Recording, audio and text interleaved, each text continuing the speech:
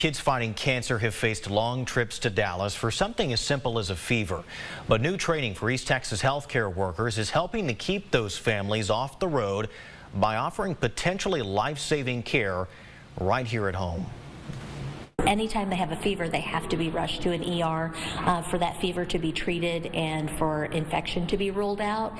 Heather Rucker is talking about kids with cancer. While parents often treat fevers with medicine or a cold bath, the same cannot be done for childhood cancer patients. They have to go to the ER every single time. But those working in the emergency room aren't always trained on what to do or how to do it. And that's what brings us here to Christus Mother Francis in Tyler, where healthcare workers are getting hands-on training. Training people from the front desk all the way through the charge to every ED personnel to know these kids can't wait in the waiting room. They have to be taken back, and the emergency protocol started right away.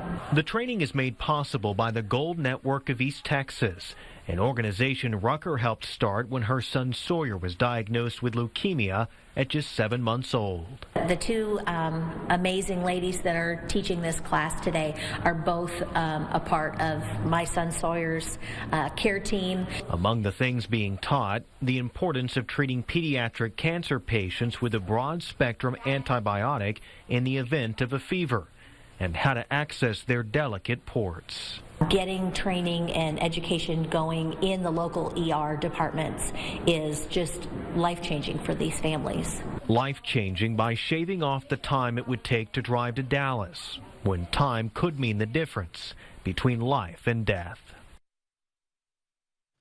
The Gold Network has also organized similar training with Hospitality Health ER. Heather Rucker hopes to do even more training with other East Texas facilities.